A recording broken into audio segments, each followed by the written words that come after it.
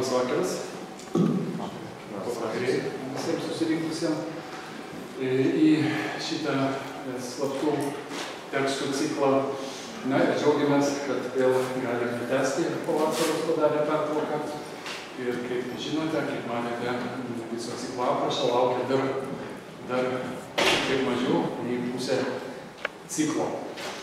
Ir jeigu iki šiol pavasarį buvo kalbėta apie senesnius laikus, apie klasikinį laikotarpį iki modernybės, tai dabar žengiame į kur kas labiau mokslininkų ignoruotą jau modernaus ezoterizmo istorijoje laikotarpį, kuris dažnai yra nuvertinamas ir ignoruojamas, ir jo atstovai įvairiais medicininiais epitetais neretai yra apibūdinami kaip nusakomi. Kita vertus, kai su žmonėm pakalbė, pasirodo, kad daug kas daug ko neskaitė, nežino ir remiasi tam tikrom prielaidom ir bendrais įvaizdžiais. Na ir būtent po paskutinės paskaitos, kurią skaitė kolega Gintautas Mažeikis apie Rozenkreicerių manifestus, mes peršokam jau į XIX amžiaus vidurį ir pabaigą ir, kaip žinote, kalbėsime apie Blavatską. Tema yra labai plati, aš tikrai visko nesugebėsiu valandos ar kiek čia mes turime laiko bėgyje apriekti. Bandysiu akcentuoti dvi perspektyvas, kurios tiesiogiai susijusios su mano interesais ir mano darbo pobūdžiu. Viena perspektyva tai yra Blavatskojos ir teosofijos ir slaptosios doktrinos vieta apskritai modernaus ir vakarų ezoterizmo kontekste, o gal ir globalaus ezoterizmo kontekste. O antras pjūvis, kurį irgi bandysiu paliesti, kuris labai reikšmingas, kaip mes matysime teosofijos istorijoje, tai yra orientalizmo kontekstas. Tai yra rytų idėjų, rytų doktrinų, recepcija, integracija ir sklaida vakarų pasaulyje. Na ir pradedant, reikėtų pirmiausiai sakyti taip, paminėti jo teosofų draugiją, kurią įkūrė 1875 metais Helena Petrovna Blavatskaja su pulkininku Henris Olgutu. Iš esmės dabar dažnai yra žinoma tik tai teosofinių ir neoteosofinių sąjūdžių adeptams bei negausiems vakarų ezoterizmo istorijos tyrinėtojams. Tačiau šios idėjos pastaruoju metu pritraukia vis daugiau mokslininkų dėmesio dėl ypatingai reikšmingo vaidmens formuojant naująjį šiuolaikinį religingumą. Matote citatą pasirodžiusios Handbook of Theosophical Current autoriai 2013 metais, netgi taip sakyčiau, drąsiai pareiškė, kad teosofų draugijos veikla reprezentuoja vieną iš kelių svarbiausių religinės transformacijos ar netgi lūžinių įvykių vakarų pasaulyje greta krikščionybės iškėlimo, ką atliko imperatorius Konstantinas, atsigręžimo į antikos filosofinį religinį paveldą viduramžiais, Liuterio inspiruoto reformacijos proceso ir kritiško apšvietos balso. Taigi suteikiamas ypatingas vaidmuo, kalbant apie 2000 metų vakarų istoriją. Tačiau, kaip jau minėjau, ilgą laiką akademinis pasaulis, matyti, vengdamas kažkokio gėdos šleifo ar dėmės, ignoravo Blavatskojos ir teosofinių darbų įtaką. Na, galiu paminėti vieną žymiausių mūsų dienų mokslinio ezoterizmo tyrinėtojo, tai yra Vautinio Hanegrafo, mato citatą, kuris sako savo darbe New Age Religions and Western Culture, jog modernioji teosofija tapo įtakingiausių ezoterinių XIX amžiaus judėjimų, sukūrusių esminius daugelio 20, aš pridėsiu 21 amžiaus ezoterinių sąjūdžių pagrindus. Tai matome čia patį Vautinį Hanegrafą, kuris dirba Amsterdame, tai yra vienas tikriausių mūsų dienų ezoterinių tradicijų tyrinėjimo centrų pasaulyje, netgi pasaulio mastu. Na, pažvelkime pirmiausiai į pačios Blavatskojos gyvenimo kai kurios faktus, prieš kalbėdami apie jos slaptąją doktriną.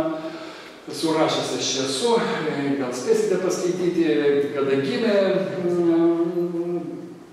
Pekarovna von Han, Jekaterinoslavlyje 1831 metais. Pabrėžė, kad pati savo prisiminimuose, kad nuo vaikystės ją globojo globėja su indišku turbanu.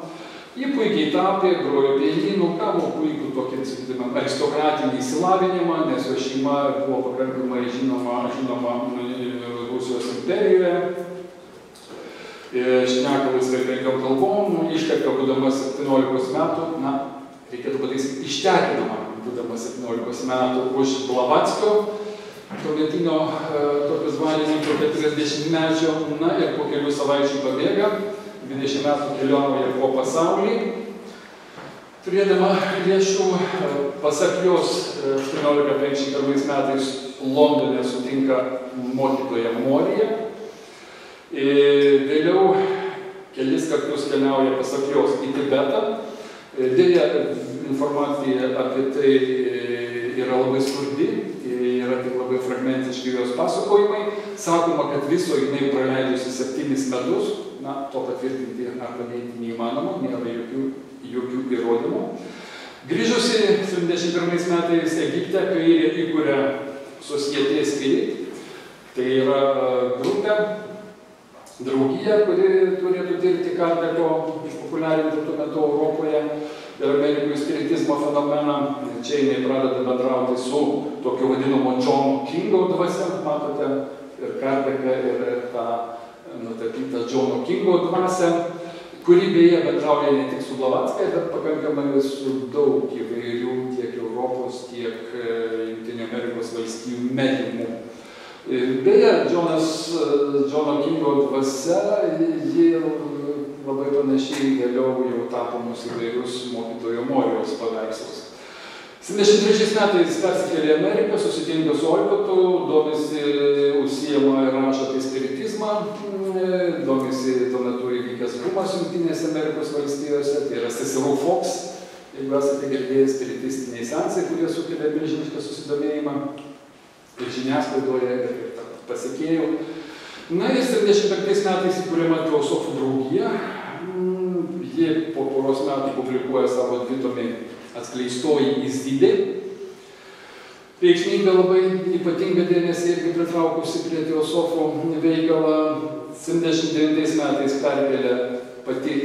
perkelė Teosofinę būstinę į Indiją. Taigi vyksta aiškus virsmas į rytų pusę.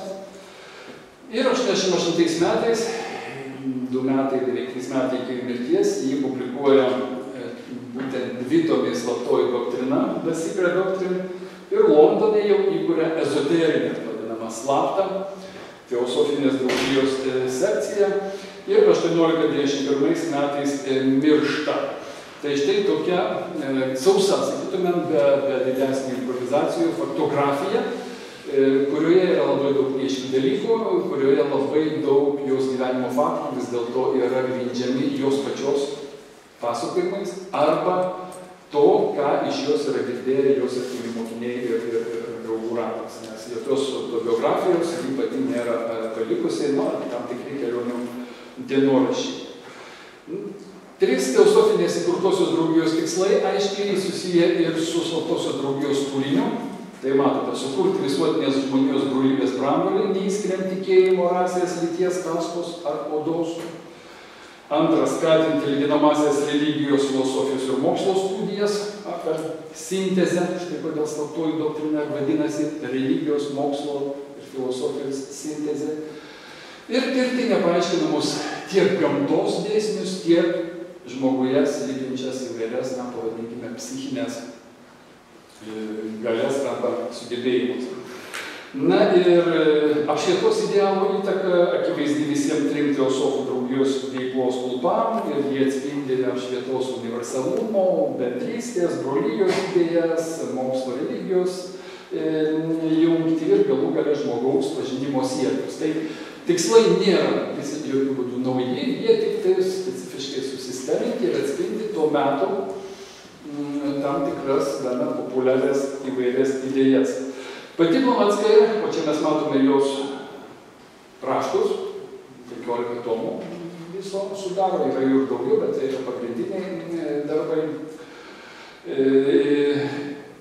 Blavackai nepretenduoja į termino teosofija autorystę, nes puikiai žinojo ir jį, ir tuo metu buvo žinoma, kad jis plačiai naudojamas vakarų religijos istorijoje, nuo pat Klemento Aleksandriečio laikų, 2–3 amžiuje, kiti bažnyčios tėvai naudojo, neoplatonikai, pavyzdžiui, Porfirijus naudojo. Tačiau būtent Renesanso metu šitam terminui teosofija suteikiama daugiau ezoterinė reikšmė, bandant atskirti tarp to, kas nusakoma kaip žmogiškas žinojimas, antroposofija, bet dar ne Štainė antroposofija. Ir teosofija kaip dvasinis žinojimas arba dieviškas žinojimas. Na, vėliau šį terminą 17–18 amžiuje pradeda naudoti įvairūs alchemikai, ypač filaletiečiai, tas pats krikščionių mistikas, pavadinkime taip krikščionių teosofų Jakobas Biome, o pati Blavatskai savo tekstuose teigia, kad vienas iš autorių tvirtinusių šitą terminą, tai yra Amonijus Sakas, tai yra Aleksandrijos filosofai. Na, teosofijos sąjūdis iškyla kaip kultūrinė modernybės kritika, ieškanti naujo būdo paaiškinti pasaulį, aprašyti žmogaus gyvenimo raidą, žmonijos raidą, ieškomas tam tikras holistinis požiūris, taip pat siekiama paaiškinti ir asmeninio individualaus patyrimo svarbą. Ir visa tai vyksta, priminsiu, 19 amžiaus antroje pusėje, kuomet vakarų kultūroje, vakarų civilizacijoje mes matome akivaizdžiai stiprėjančias įvairias sekuliarizacijos tendencijas. Ir štai kodėl teosofai, kaip ir kiti, postapšvietos laikotarpio sąjūdžiai, na, prisiminkime Emanuelis Swedenborgą, prisiminkime Rozenkreuzerius, mesmeristus, spiritualistus, masonus ir daugelį kitų, martinistus. Jie bandė, ieškojo būdų, kaip prisiderinti prie kintančio, modernėjančio ir sekuliarėjančio pasaulio ir ypač prie mokslinio zeitgeisčio, tai yra mokslinės dvasios to meto. Na, ezoterinė religijų vienybės idėja, kurią labai plačiai postuluoja ir skleidžia teosofinis sąjūdis, liudija, kad ir šis oficialusis teosofijų draugijos ženklas ar emblema, kuri yra padaryta pagal Blavatskojos asmeninį ženklą, kuri iš esmės ją sudaro, kaip žinote, gnostinis simbolis gyvatė, įsikandusi savo uodegą, taip vadinamas uroboros, amžinybės rato simbolis, kaitos. Į kairę besisukantis svastika perimta daugiau iš hinduizmo, gal ir iš džainizmo tradicijos. Dovydo žvaigždė, kaip Saliamono antspaudas, taip pat egiptietiškas kryžius Ankh, kurį irgi matome pačiame viduryje. Na ir parašyta aplinkui yra Satyatmasti Parodharmaha sanskritu. Tai, manoma, vieno iš Indijos maharadžų buvo savotiškas, moto, taip galima pasakyti, credo naudojamas, taigi teosofai perėmė indiško terminą, kuris reiškia nėra religijos, aukščiau už tiesą. Na, šiuo atveju žodis dharma gali būti verčiamas kaip religija, kaip įstatymas, kaip teisynas, kaip doktrina, kaip tikėjimas. Na, galime daug dėti niuansų, bet jie visi vienaip ar kitaip yra siejami arba nesiejami. Parodomas jų santykinis statusas lyginant su absoliučiaja tiesa. Kalbant apie pamatinius teosofijos principus, pagrindinius, ypač kai mes kalbam apie tam tikrus kosmologinius, kurie išryškinami yra doktrinoje, taigi, kad pirma, kad egzistuoja besąlygiška nedaloma tikrovė, kurią vadinti galima absoliutų, nežinomų pradmenių, vienatinė tikrovė ir panašiai, ji yra be priežasties, belaikė, nepažini, neapibūdinama. Na, angliškai Blavatskai naudoja tokį terminą, kad tai yra beingness. Lietuviškai labai sunku išversti, nes tai nebūtis, būtiškumas, jeigu taip galima galbūt išversti, arba aš netgi pasakyčiau busmas, koks nors apeliuodamas Šalkauskio filosofų paieškas per šaknį, būties šaknį. Tačiau, taigi kalbama apie monistinį būties pradą, iš kurio per tam tikrą manifestacijų arba, naudojant neoplatonišką terminologiją, emanacijų sklaida vyksta pasaulio sukūrimas arba pasaulio raiška. visais lygmenimis. Tai šia prasme, pamatysinis filosofijos principas aiškiai liudija monistinę tendenciją, kuri be abejo taip pat yra būdinga, jeigu žvelgti filosofiškai, pavyzdžiui, pirmiausia, jeigu kalbėti apie vakarų tradiciją, tai yra neplatonikai. Tas pats Plotinas, ko gero, būtų geriausias pavyzdys, kurį beje Blavatskai labai mėgo, labai dažnai cituoju. Antras principas, kad egzistuoja absoliutus, aš jau cituoju, to periodiškumo, srauto ir nuosmukio, potvynio ir atoslūgio dėsnio visuotinumas. Taigi kalbama čia apie nuolatinę visako pulsaciją. Galima taip pavadinti. Bet ta pulsacija susijusi yra ir su, kaip mes vėliau matysime, su cikliškumo samprata. Tai, kas pulsuoja, neišvengiamai įtraukiama yra ir į cikliškumo įvairias dimensijas, tiek žmogiškos egzistencijos lygmenyje, tiek ir kosminių ciklų lygmenyje. Na ir trečia tiesa, pasakiau tiesa, principas, reikėtų sakyti. Tai, kad visos sielos esmiškai yra tapačios aukščiausiai visuotiniai ar universaliai sielai. Taigi, individualaus aš, tapatumas kosminiam, visatiniam aš. Ir tai, kad kiekviena siela, Blavatskai labiau mėgsta tokį Leibnico terminą, monada, slaptųjų doktrinų dažniausiai naudojamas terminas, kiekviena siela, kaip pirminė kibirkštis, privalo atlikti savotišką piligriminę kelionę per nesuskaitomai gausų įsikūnijimų, inkarnacijų ciklą. Be abejo, tas ciklas tiesiogiai atspindi ir mano jau minėtą periodiškumo arba pulsacijos principą bei sieja su karmos, apie ką mes dar kalbėsime, doktrina.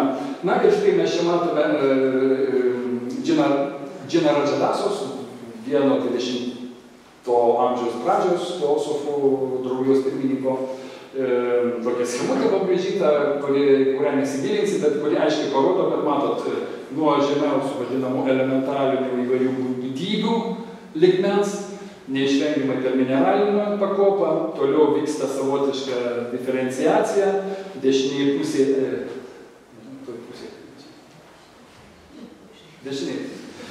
dešinėje pusėje mes matome, vyksta per įvairius, reiškia, medžius, žinduolius, reptilijas, taip toliau, žmonės, mokiniai, adeptai ir galų gale Dhyan Chohans, tai yra mokytojai, žmonijos mokytojai arba kosminės dvasios.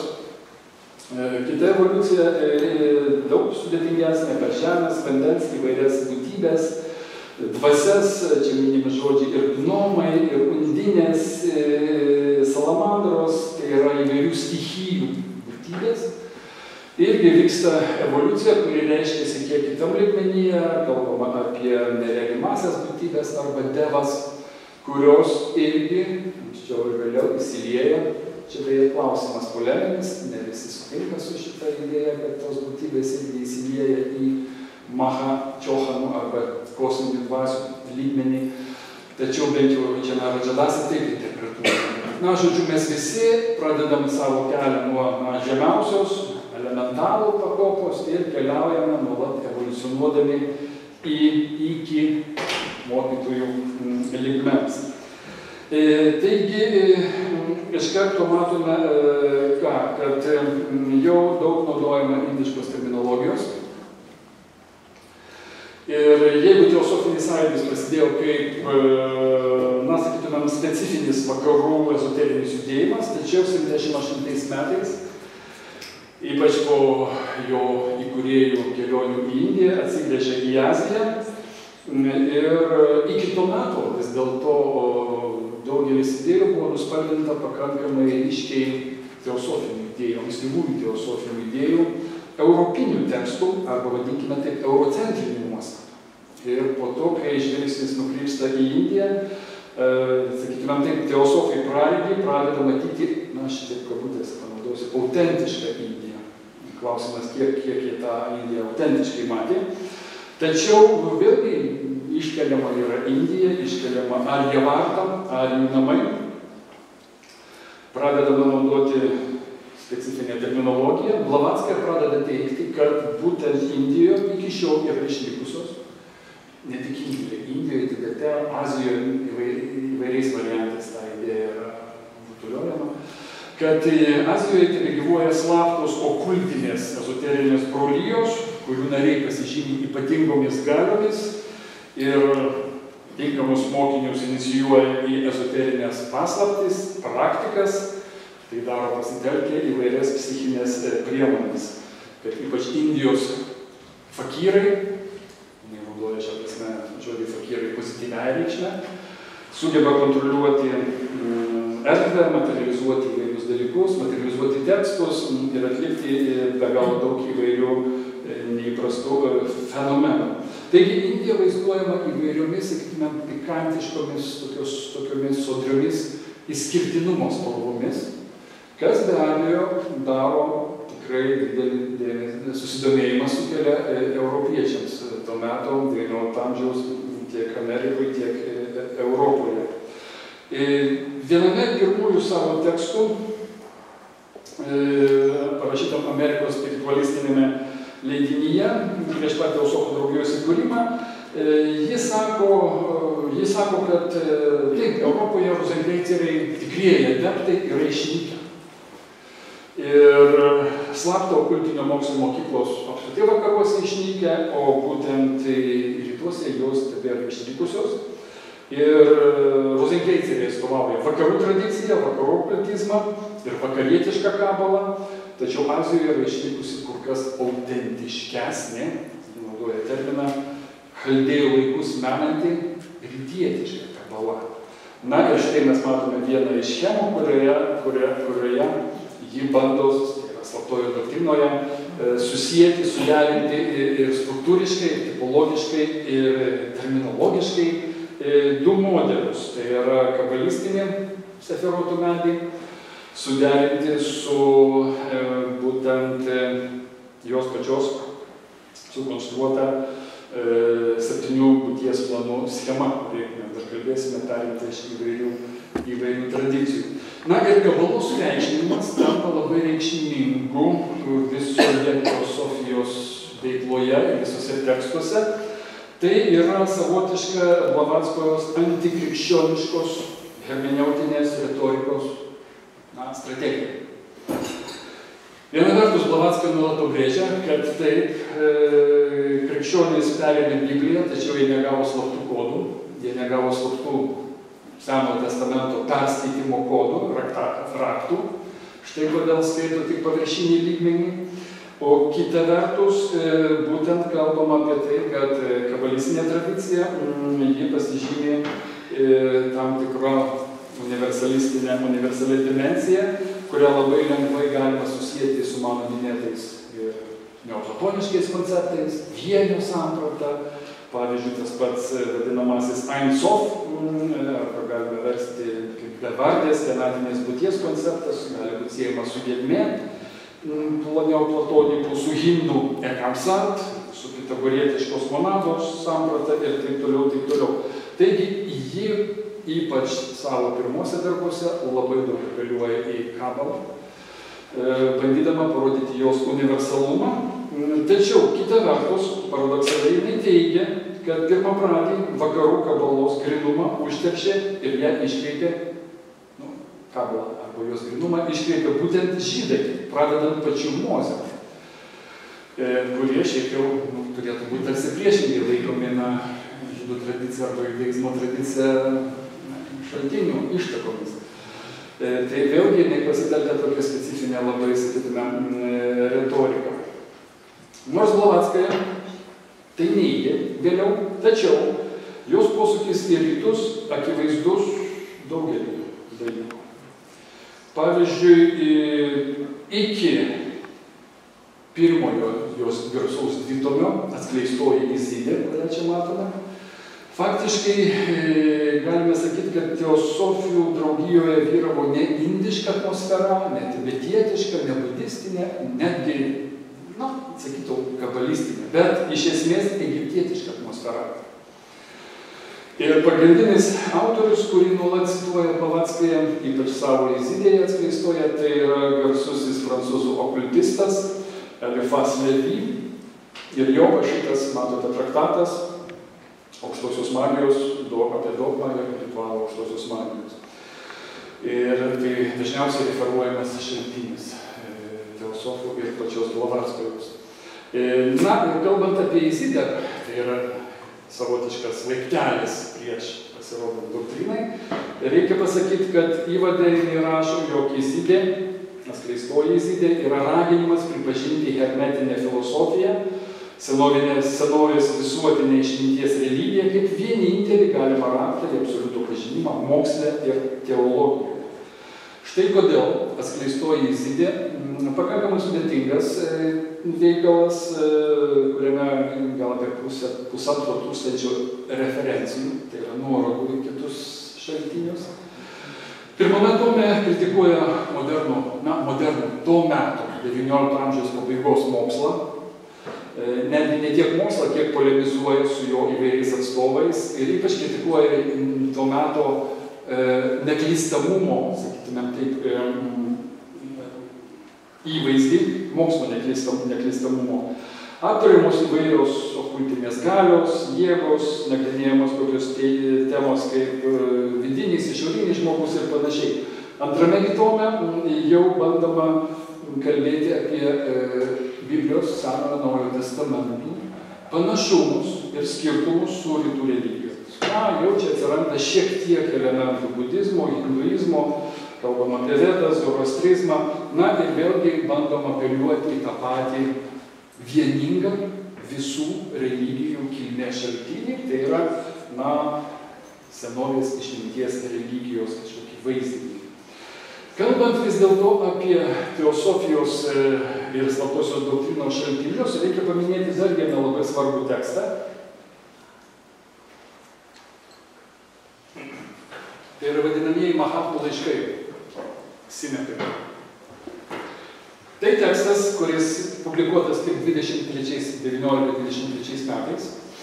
Sinetas tai Indijoje žymiausio britų laikraščio Pioneer redaktorius, labai išsilavinęs žmogus, kuris pradeda gauti laiškus. Tai yra du Mahatmos, Kuthumis ir Morija. Mes sugrįžime prie Mahatmų klausimo. Čia matote knygos viršelio Mahatma Kuthumis. Jie pradeda susirašinėti, yra faksimilės šitų laiškų. Jau saugomos buvo Britų muziejuje, dabar Britų bibliotekoje. Tie visi laiškai, jų yra, jau pasakyti tiksliai, virš 100, bet ne visi laiškai yra išleisti toje knygoje. Ir tie laiškai iš tiesų yra labai įdomus, nes juose kalbama apie labai daug. Apie tuo metu mokslą, apie rytų įvairias doktrinas, apie žmogaus kilmę, raidą, evoliuciją. Ir tiesiog šie mokytojai, tų laiškų autoriai, jie tiesiog taip žingsnis po žingsnio tarsi bando praplėsti Sineto, kuris augęs britiškoje tokioje edukacijoje, turėjęs britišką edukaciją, bando praplėsti jo suvokimą, jo žinojimą, jo išmanimą, ir atsakydamas dažnai į klausimus. Taigi, laiškų fragmentai buvo cituojami keliose knygose, tai yra Sinetas vėliau išleidžia 2 knygas Okultinis pasaulis ir ezoterinis budizmas. Tačiau tai yra tie patys mokytojai, kurie bendrauja su Blavatskaja, kurie, ar kitaip, pasak Blavatskajos ir teosofinės tradicijos yra tų pačių Blavatskajos tekstų, slaptosios doktrinos, pirmiausia, autoriai. Nepaisant labai keblaus šių tekstų autorystės klausimo, nors niekas negali patikrinti ir įrodyti, kas tie yra autoriai, vis dėlto šie laiškai yra labai svarbus, neabejotinai verti didesnio mokslininkų dėmesio, nes pirmiausia jie atspindi vakarų ezoterizmo orientalizavimo procesą. Kaip europinis vakarietiškas ezoterizmas pradeda absorbuoti rytietiškas idėjas, rytietiškas doktrinas. Priminsiu, 19 amžiaus pabaiga, orientalizmas akademinis dar tokioj rudimentiniai pakopų fazėje yra, dar žinios yra pakankamai menkos. Na, kitas klausimas, kuo remiasi Blavatskaja rašydama slaptąją doktriną.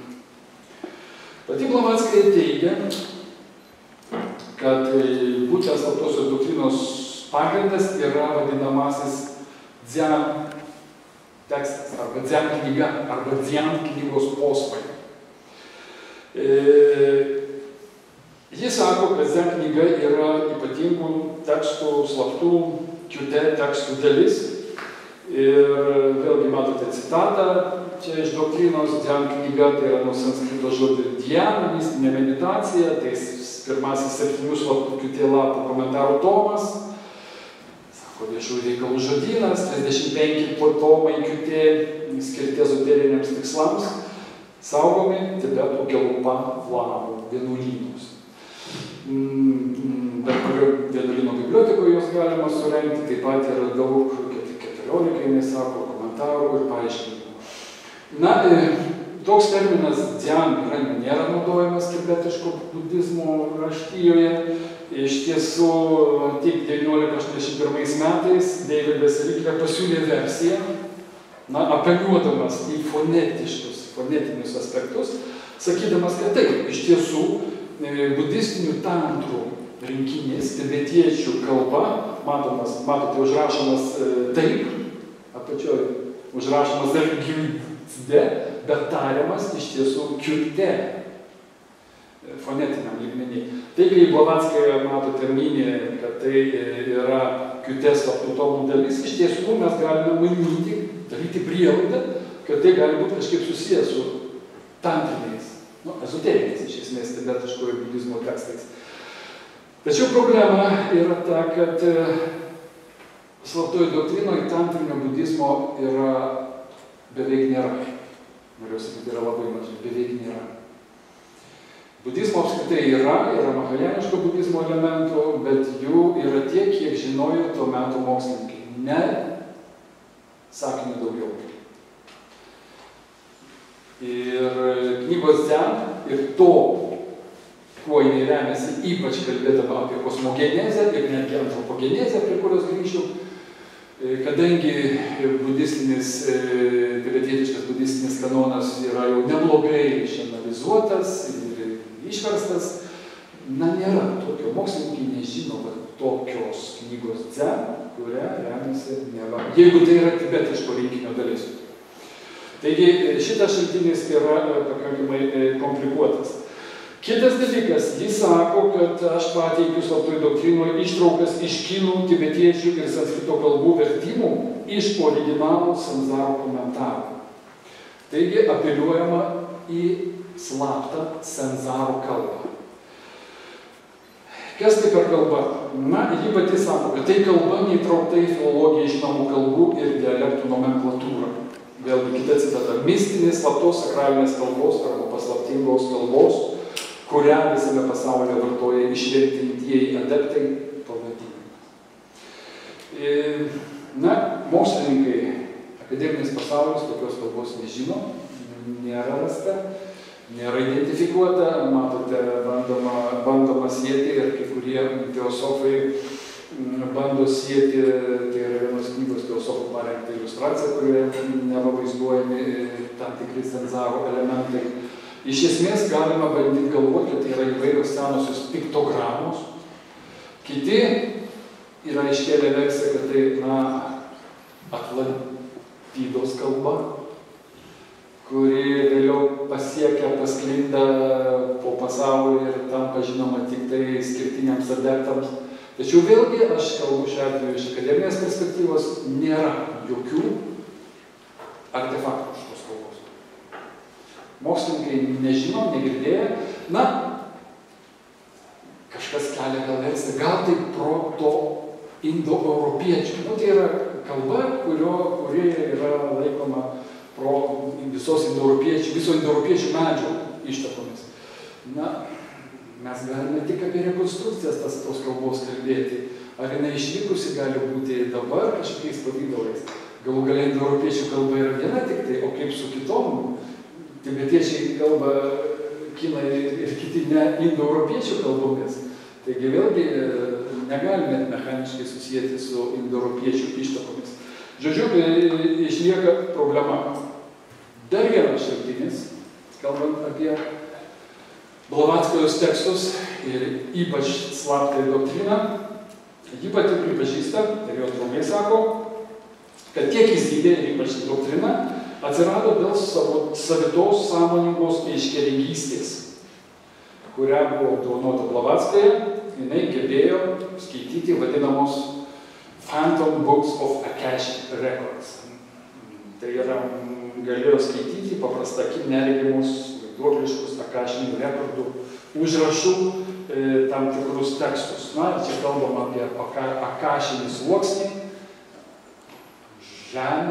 žemės rutuliai, supanti informacinį lauką, galima taip šiuolaikinę terminologiją pavadinti, prie kurio pasijungia žmonės, pasak teosofinės doktrinos, gali gauti įvairią informaciją. Na, iš esmės, šitokia aiškiaregystės forma skiriasi nuo pasyvaus mediumistinio transo, tai nėra grynas mediumizmas.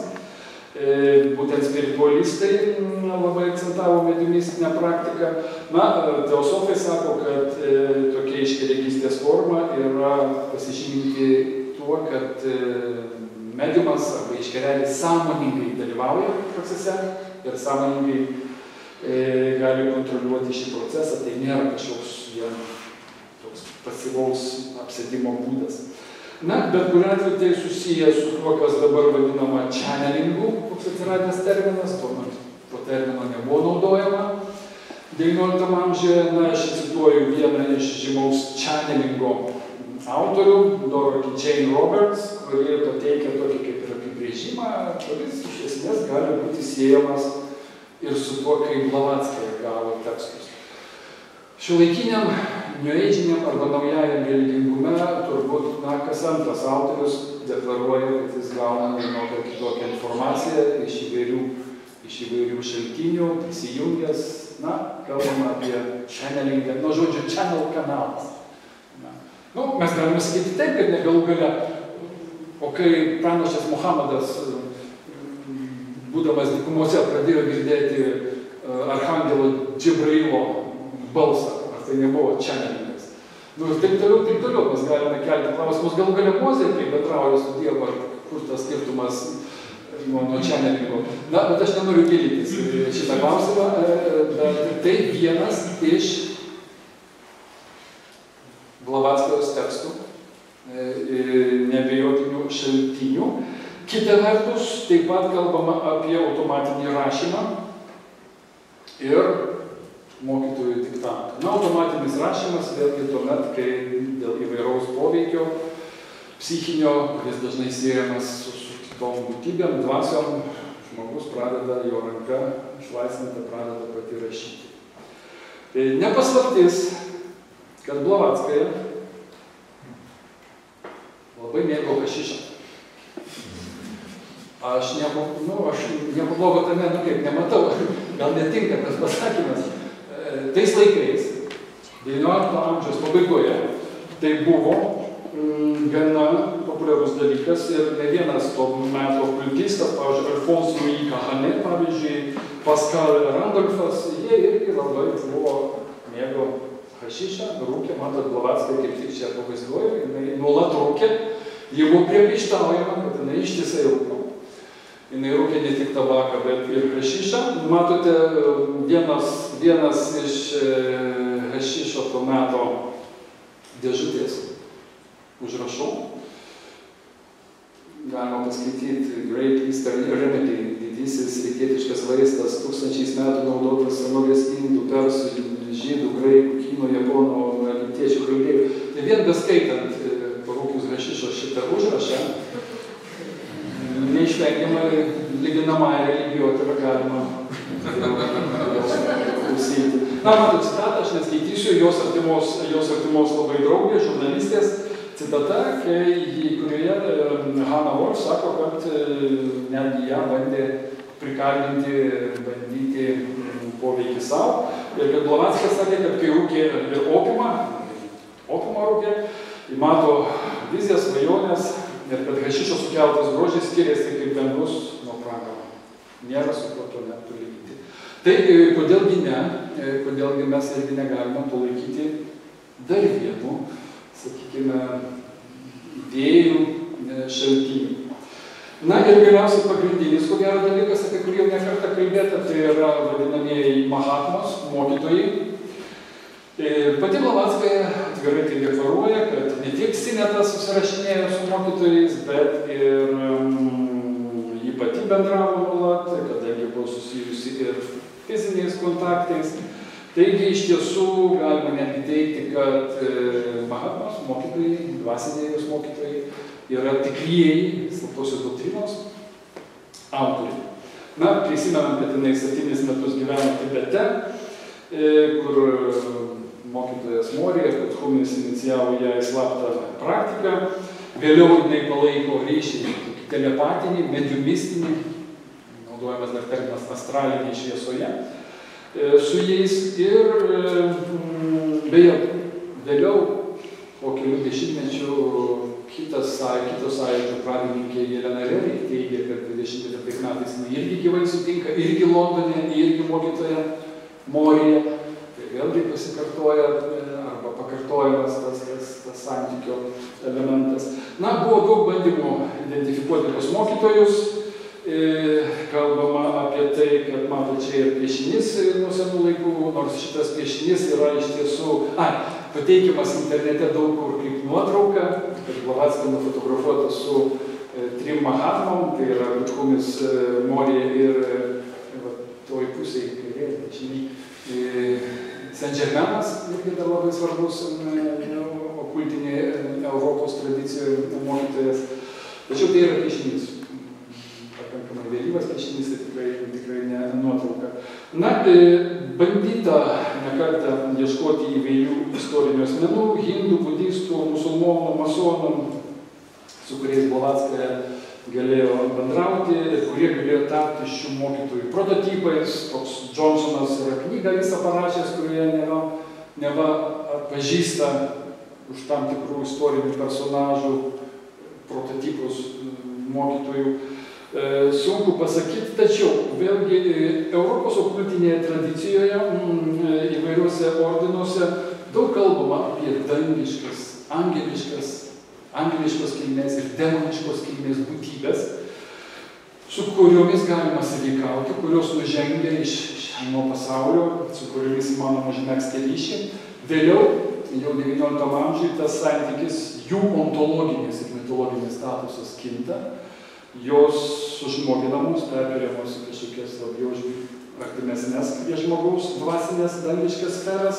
Tai daro beje ir masonai, ir rozekreiceriai, ir spiritualistai. Na, o modernieji teosofai šią okultinę pažengusių būtybių hierarchiją jau apgyvendina žemėje. Na, žinote tą terminą, kuris vėliau jau atsiranda ir populiarus, bet būtent nuo teosofinės draugijos Šambala, kuri lokalizuojama arba Tibete, arba kažkur Himalajos, ar Mongolijos dykumose, variantų yra labai daug, bet tai yra būtent tokių tobulų būtybių vieta. Ir čia galime pasakyti, kad teosofijoje gana modernistiškai yra perpasakojama tradicija ir mokytojai tampa to paties mitinio Hermio trismegisto manifestacija arba personifikacija. Beje, kalbant dar apie šaltinius, didelį skandalą sukėlė vieno amerikiečių orientalisto Kolemano straipsnis, kai jis viešai apkaltino Blavatskają, kad nors jinai ten referuoja 1500 tekstų ir tai sudaro ypatingą autorės erudicijos įspūdį, kad vis dėlto jis parodo, kad ji remiasi pakankamai, ji galėjo, galbūt taip reikėtų sakyti, ji galėjo remtis pakankamai negausių to meto knygų sąrašų, kurias perima citatas. Tačiau vėlgi čia yra kita problema. Pavyzdžiui, buvo labai populiarus toks Samuelis Dunlapas, kuris išleidęs keletą knygų, kur yra daug. Tai yra citatų, įvairių ezoterinių, okultinių citatų rinkinys. Ir cituoti Dunlapą nebuvo jokios problemos, ta prasme, kaip rinkinį. Tai čia iš kurios pusės pažiūrėsi, kai kas puolė smerkti Blavatskają dėl jos elgesio, kaip smerkti nuo nemoralaus kaltinti plagijavimo kompiliaciją. Kita vertus, kaip pažymė, pavyzdžiui, šiuolaikinis jos darbų tyrinėtojas toksai Winchesteris, kad, tais laikais santykis su tekstų citavimu buvo kiek kitoks. Mažiau galbūt jautrus nei mūsų laikais, kiek tų citatų, kokie apimtim ir kada jau galima kaltinti kopijavimo, plagijavimo, skiriasi nuo mūsų dienų suvokimo. Ir Winchesteris sako, kad vis dėlto Blavackos genialumas, bet kuriuo atveju slypi jos ypatingose gebėjimuose, jos ar jos mokytojų, čia kaip pažiūrėsi, susintetinti. Tai yra integruoti be galo daug skirtingų šaltinių, be galo daug autorių ir iš esmės polemizuoti su įvairiais jais. Indijos iškėlimas. Taip, Blavatskyje kalba apie tai, kad Indija yra kur kas vertingesnė nei vakarai. Vakarai, ypač su krikščionišku dogmatizmu susiję moderniuoju moksliniu materializmu, yra atsilikę gerokai. Tai reprezentuoja vakarų civilizacijos išsigimimą ir krikščionybė ir mokslinis materializmas, pasak Blavatskojos. Šie dalykai nepalėtė Azijos, nepalėtė Indijos. Taigi galime sakyti, kad Blavatskoje kur kas pozityviau nei XIX amžiaus pabaigos orientalistai žiūri į Azijos intelektinį, Indijos intelektinį paveldą. Pozityviai priimdama, iškeldama, priešindama. Maža to, netgi šaipėsi atvirai savo tekstuose iš akademinio orientalizmo, sakydami, kad jie nieko neišmano apie ezoterizmą, kad jie skaito paviršinius tekstus tik tai, jie nesupranta vėlgi interpretacinių gilesnių klodų ir iš jų, kaip jinai sako, galima nuoširdžiai tik pasijuokti. Nes aš, cituoju, o aš sėdžiu prie mokytojų kojų. Kas konkrečiai tie mokytojai, nekalba apie mokytojus Indijoje, kurie padeda jai suvokti indiškus tekstus, nėra iki galo aišku. Šiuo atveju kalbama, kaip suprantu, nebe apie tos iškiliuosius vadinamosius mokytojus. Kita vertus, geras pavyzdys Blavatskos santykis su tuo metu akademinės religijotyros patriarchu Maksu Mulleriu, kuris buvo Oksfordo profesorius, sanskritologas, faktiškai akademinės, ne teologinės, akademinės religijos studijos pradedamos nuo Makso Mullerio. Ir Blavatskaja iš tiesų labai daug cituoja. Ir kol kas dažniau cituoja, pavyzdžiui, tai pačiai slaptoj doktrinai Maksą Mullerį ir jo darbus. Ne tą patį, nežinau, Hermį Trismegistą kokį nors, ar kurį nors kitą europinės tradicijos ezoteriką. Tačiau vis dėlto Maksas Mulleris labai kritikuoja Blavatskają, sakydamas, kad ji nieko neišmano, kad ji nesimoko kalbų, kad jinai reiškia daugelį idėjų tik paviršutiniškai perima ir taip toliau, taip toliau. Taigi tas santykis yra dvejopas. Blavatskaja apeliuoja, remiasi ir kritikuoja be abejo, o Maksas Mulleris purtosi, piktinasi ir netgi neretai kai kuriuose tekstuose jaučiasi įsitraukęs emociškai nepasitenkinimo Blavatskos darbais reiškimą. Čia aišku irgi galima daug diskutuoti, kadangi priminsiu, teosofai persikėlė į Indiją, gyvena Indijoje, keliauja, bendrauja su daugybė indų.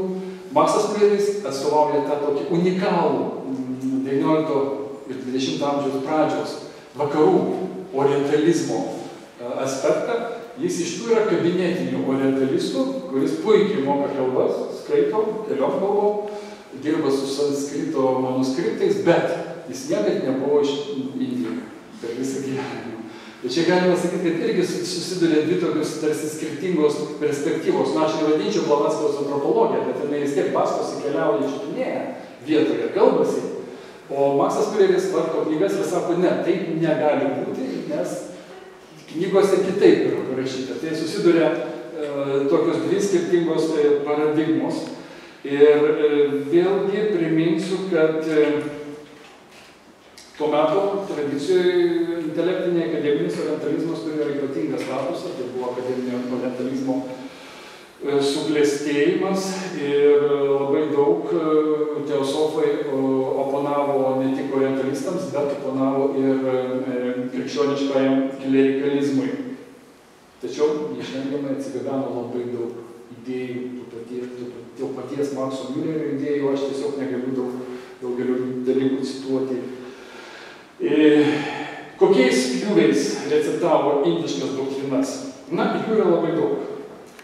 Teosofinių nušvitusių mokytojų gyvenančių Himalajų kalnuose samprata iš tiesų gali būti siejama su indiška perspektyva. Nes Indijoje tikrai kalbam apie mokytojus, apie mahatmas, didžiasias sielas, kurie gyvena Himalajus. Taigi indiška perspektyva, indiškai tibetiška. Toliau, pasaulio individualių sielų emanavimas iš dieviško absoliuto irgi gali būti siejamas ne tik su gnostikais, ne tik su neoplatonikais, bet ir su įvairiom hinduizmo doktrinam.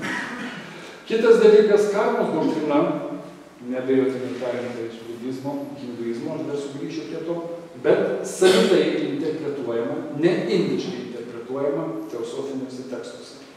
Taigi galime vėlgi sakyti, kad įvairios indiškos doktrinos yra ir sąvokos receptuojamos selektyviai, atrenkant vienus ar kitus elementus ir juos komponuojant į tam tikrą teosofinę schemą, suteikiant neretai naujas reikšmes.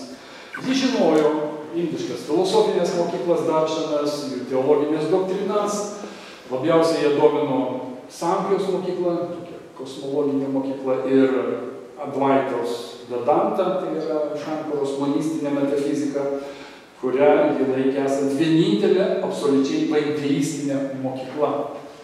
Čia vėlgi galime sakyti, kad žiūrint iš dabartinės perspektyvos, visgi tai, kaip jinai pristato indiškas filosofinės tradicijas, tai yra tikrai jų suvienodinimas Šankaros Advaito Vedantos perspektyvoje panteizuojantis. Tai tikrai nerodo gilesnio, aš kalbu apie mūsų dienų, tai mes jau turime prieigą prie beveik visų tekstų, beveik, nežinai, kiek gali atsirasti. Tačiau vis dėlto ji buvo susipažinusi ir ką jinai bando daryti, tai stipriausiai, aš jau minėjau, tai jinai sieti neoplatoniškus konceptus su būtent advaitiškais, hinduistiniais ir budistiniais. Nors sąvoka yra Adi Buddha, jinai minima Mahajanos ir tantriniam budizme, tai yra kosminis, pirmapradis, visapimantis Buda. Šitas terminas nėra minimas ankstyvajame budizme, tai yra jau vėlesnio budizmo konceptas. Taigi jinai bando susijęti, parodyti ryšį tarp neoplatonizmo, advaitos ir budistinių konceptų. Na, vėlgi, citatų užtenka.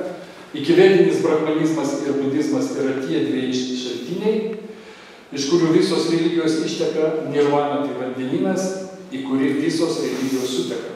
Taigi, pagal ją, iš esmės, hinduizmas ir budizmas yra ištakos visų religijų, o nirvana, jau kaip budistinis siekiamybės konceptas, yra visų religijų tikslas ir pabaiga. Vėliau atsiranda budizmas istorinis, brahmanizmas, dar vėliau gnosticizmas ir, krikščioniškasis gnosticizmas. Tai yra tai, ką jinai vertina pozityviai, čia dar reikėtų pridėti, aišku, ir kabalą, kuriai jinai suteikia ypatingą reikšmę. Taigi, vėlgi grįžtama prie transcendentinio visų religijų šaltinio. Ir būtent šitą idėją gerokai vėliau, po kelių dešimtmečių, tampa labai populiari tarp vadinamųjų tradicionalistų. Tai yra René Guénonas, Frithjof Fašonas, daugelis kitų, ir galų gale mūsų Algis Uždavinys, kuris plėtojo tradicionalistinės idėjas, daug kalbėjo apie ezoterinį visų religijų vieningą šaltinį ir jų ryšį. Taigi tai didelė dalimi kyla iš teosofinių tekstų, iš Blavatskojos, tačiau XIX amžiaus pabaigoje bendro visų religijų šaltinio paieška buvo ne tik ezoterikų, bet ir religijotinių, obsesija, netgi taip galima pasakyti. Visi ieškojo, iš kurgi atsiranda visos religijos. Tas pats Maksas Miuleris šitą klausimą nuolat kėlė, kur kas bandė susijęti, bandė parodydamas, ieškodamas kažkokios kilmės. Tačiau, Blavatskaja šiuo atveju nebuvo išimtis. Tai irgi galima matyti, Galime daryti prielaidą, kad kai kurios teosofinės doktrinos, o ypač vienybės ezoterinės prasme, irgi atspindi XIX amžiaus pabaigos vyravusias Europoje, vakaruose intelektinės idėjas, kurioms suteikiamas okultinis ezoterinis aspektas. Psichinės galios. Dar vienas labai svarbus draugijos tikslas yra praktinis okultizmas. Tai yra psichinių galių pažinimas. Na ir čia jau Indijai tenka ypatingas vaidmuo, kadangi Indijos mokytojai, neregimi Himalajų Mahatmos, pasižymi ypatingomis galiomis. Tuo metu buvo naudojamas, Blavatsky labai dažnai naudojo ir įvairūs kiti autoriai, jogizmo terminą. Jogizmas tai yra tam tikros pratybos, meditacijos, mantros, kvėpavimai. Na, tai, ką mes dabar švelniau sakome kaip jogos pratybos, bet tas švelnumas turbūt susijęs su to, kad mažiau akcentuojamos psichinės galios, psichiniai ekstraordinarūs sugebėjimai, šiuolaikinėje jogoje. Daugiau kalbama apie sveikatingumą. Taigi, tai labai pritraukia daug žmonių prie teosofinių sąjūdžių. Ir apie tai daug kalbama, būtent pradedama kalbėti apie ezoterinę slaptą žmogaus anatomiją, apie telepatijos, apie naudojamas mesmerizmo terminas, poveikį čakros, būtent per teosofus čakros patenka išpopuliarėja indiškoji čakrų koncepcija. Nors čia reikia pasakyti, kad vis dėlto čakrų kaip psichinių energetinių centrų samprata nėra Indijoje tūkstantmetė, nors apie tai kalba ir teosofai, sakydami, kad tai ten kelių tūkstančių metų istorija. Ne, ankstyviausi Indijos tekstai apie energetinius centrus, kažkur 10 amžius, panašiai, ir vėlesni. Jokių būdų tai nėra kelių tūkstančių metų, tų koncepcijų nebuvo, bet ir galų gale prisiminkime kai kurios autorius ir europinėje tradicijoje, ir pažvelgia ir į Paracelso tekstus, mes irgi galime atrasti tam tikras užuominas apie tam tikrus sąmoningumo centrus, kurie gali būti traktuojami per sąveiką su psichiniais centrais, ieškant sąsajų su čakromis. Religija ir mokslas, dar vienas pjūvis, apie kurį jau užsiminiau. Bandoma ne tik suderinti rytietiškas doktrinas, budistinės, hinduistinės, su judaizmu, su neoplatonizmu, su gnosticizmu. Čia apskritai pasakyčiau, kad ko gero gnosticizmas, kabala, budizmas ir hinduizmas yra 4 drambliai, kuriuo laikosi slaptoji doktrina. Ir aišku, yra daugiau įvairių idėjų, bet šie 4 drambliai yra pamatiniai. Bet ką jinai daro taip pat? Ji daro iš esmės ypatingą darbą, plėtodama lyginamąsias religijos studijas. Va štai pasirodė visai neseniai knyga Theosophy and the Study of Religion, žymiausi mokslininkai straipsnių rinktinė, kurioje analizuojamas teosofijos poveikis religijotai. Tai faktiškai visi autoriai sutinka, kad teosofijos atsiradimas XIX amžiui religijų lyginimo, gretinimo, panašumų ir skirtumų akcentavimas suteikia ypatingą stimulą, ko gero netgi didesnį stimulą nei Makso Müllerio ir akademinės religijotyros darbai, daugeliu žmonių pradėti ieškoti įvairių ryšių sąsajų tarp įvairių doktrinų. Bet čia atsiranda kita idėja, tai yra terminas hinduscientizmas, kuomet įvairios idėjos teosofinės yra perimamos įvairių indų mąstytojų, indų filosofų, indų reformatorių, pradedant Swami Vivekananda ir taip toliau. Pradedama kalbėti apie tai, kad indų tradicijos yra be galo, Indijos filosofija, Indijos dvasingumas yra labai šiuolaikiški, kad jie visiškai atitinka šiuolaikinį mokslą, to meto mokslą, bet mes girdime tą patį diskursą ir dabar. Naudojamas terminas vedų evoliucionizmas ir panašios sąvokos. Visa tai yra ir šiuolaikinių Indijos gurų, ir Indijos nacionalistinės vyriausybės, ir premjero Narendros Modžio labai propaguojama, teigiant, kad indai žinojo jau prieš 1000 metų tai, ką dabar mokslas atranda ir ką jisai tik atras. Tai šis diskursas indams nebuvo būdingas XIX amžiui, jis atsiranda per teosofiją. tai irgi yra milžiniškas filosofijos indėlis indiškai savimoniai, indiškai savireprezentacijai. Ir čia mes priartėjame prie kelių svarbių koncepcijų – evoliucijos ir reinkarnacijos. Vienas svarbiausių dalykų, ypatumų, kaip Blavatskaja pakeitė vakarų okultinę ezoterinę tradiciją, ne tik integruodama indiškas savokas, doktrinas, bet pirmiausiai ir tuo metu scientistinės arba mokslinės nuostatas. Evoliucijos teorija buvo itin populiari tuo metu Europoje, ir Amerikoje. Darvinizmas buvo ant scenos, galima sakyti. Štai, ką ir padaro Blavatskaja, evoliucijos doktrinai, suteikdama tam tikrą spiritistinio arba spiritualistinio evoliucionizmo pavydalą, kalbėdama apie tai, kad neišvengiamai evoliucionuoja visata, kosmosas, būtybės, mokytojai, tai yra evoliucija ir raktažodis. Taigi kalbama ne tik tai apie materijos formų evoliuciją, kalbama apie visako evoliuciją. Ir neatsitiktinai Blavatskaja labai dažnai mini ir pozityviai vertina Herbertą Spencerį, kuris Darvino įvairias biologinio evoliucionizmo idėjas taikė sociumo raidos analizę, kad sociumas evoliucionuoja. Taigi Herbertas Spenceris slaptojoje doktrinoje yra vienas iš jos mylimiausių autorių, lyginant su tuo, kiek jinai kritikuoja ir Darviną, kadangi jisai puiku, kad kalba apie evoliuciją ar natūralią atranką, tačiau jisai ignoruoja dvasinę evoliuciją. Taigi atsiranda dvasinės evoliucijos konceptas, kuris tikrai neegzistavo darvinistiniai tradicijoje. Ir čia galime pasakyti, kad netgi pačią evoliucijos teoriją jį aptinka indų šaltiniuose. Cituoju. Nors okultistai ir teosofai visiškai tiki evoliucijos doktrina, kaip kad ją suprato Kapila ir Manos, jie veikiau yra emanacionistai nei evoliucionistai. Taigi jinai bando sakyti, kad tokiuose tekstuose kaip Mano etikos kodeksas, kaip Sankijos mokyklos, kurios autorius yra Kapila, tekstuose jau yra formuluojama evoliucijos idėja. Tai reiškia, kad iš tiesų reinkarnacija ir pačią reinkarnaciją Blavatskaja interpretuoja vakarietiškai, įsilaisvinimą siedama su tam tikra optimistinė šiapusybė ir atmesdama gyvūniškas inkarnacijas. Na, jeigu jau žmogus pasiekė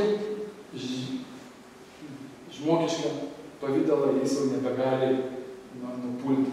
Tai yra neišvengiamai uždarytos durys į žemesnės būties pakopas. Iš tiesų, galime sakyti, kad to nėra indiškose doktrinose. Nėra uždarytas keliavimas pirmyn atgal, nuopuolis ir pakilimas. Ir būtent tas, suprantate, indas, tradicinis indas, iki teosofinis indas, jis nebenori atgimti. Jis ne tai, kad nori atgimti geresnį inkarnaciją, nes atgimimas pats savaime yra blogis, iš kurio reikia išsivaduoti. Blavatskaja, teosofija ir visas šiuolaikinis New Age'as, kuris artikuliuoja kalbą apie reinkarnaciją, modernistinė prasme, pabrėžia būtent tą laimingą šviesų atgimimo aspektą. Tai irgi jau aiškus skirtumas nuo indiškų doktrinų, nuo budizmo, džainizmo, hinduizmo, bet kuris aiškiai yra susijęs su modernistinė XIX amžiaus pabaigos visuomenės evoliucionistinė samprata. Mes judame vis geryn nuo progreso, pažangos konceptai, kurie ateina per romantišką tradiciją. Taigi, karma, dar vienas labai svarbus konceptas.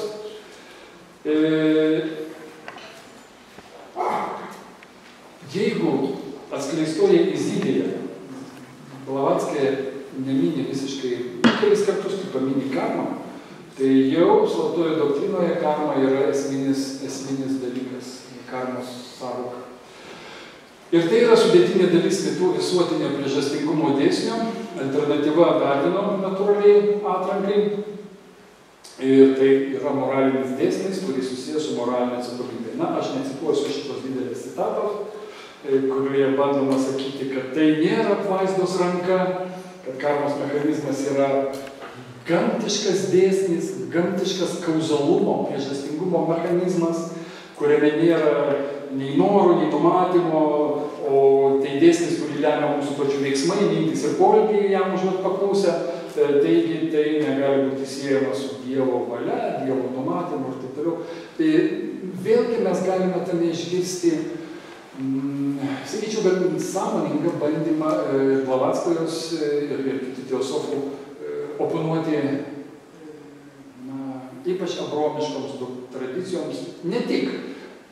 Mes Indijoje turime irgi bhaktinį hinduizmą, kuris kalba apie Dievo malonę, apie Dievo valią, Dievo, yra be galo daug terminų, prasada, anugraha ir taip toliau, kurie nusako Dievo sprendinius žmogaus gyvenime.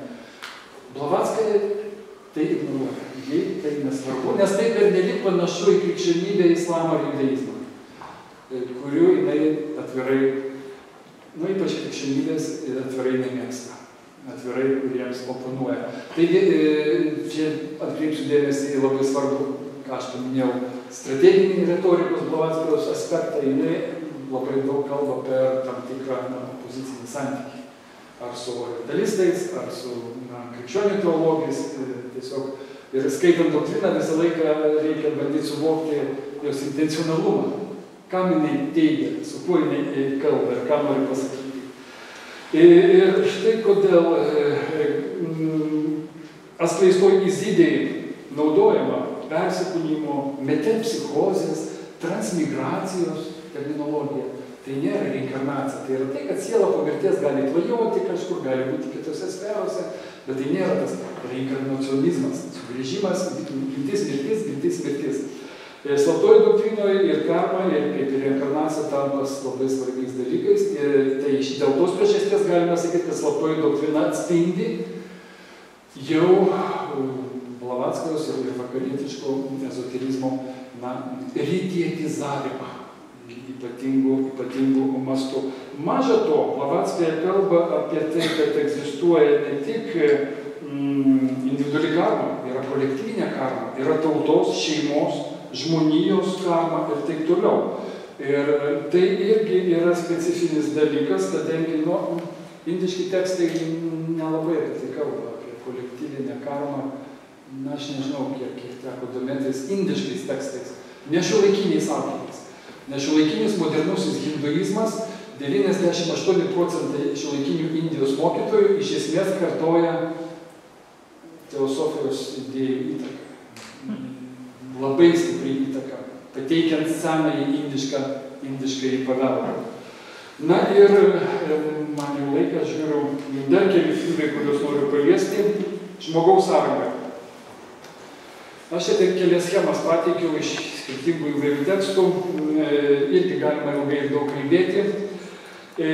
Aiškinant patį atgimimo mechanizmą,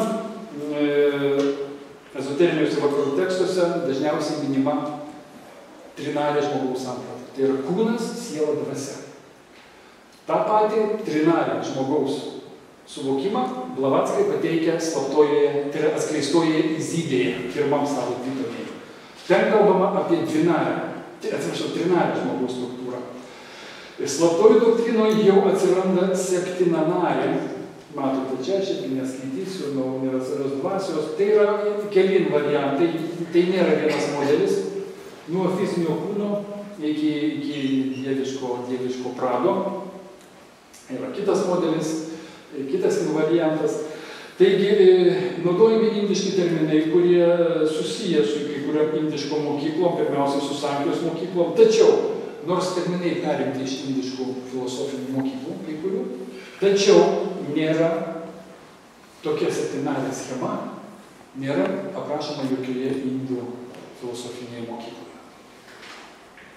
Nėra pilnai.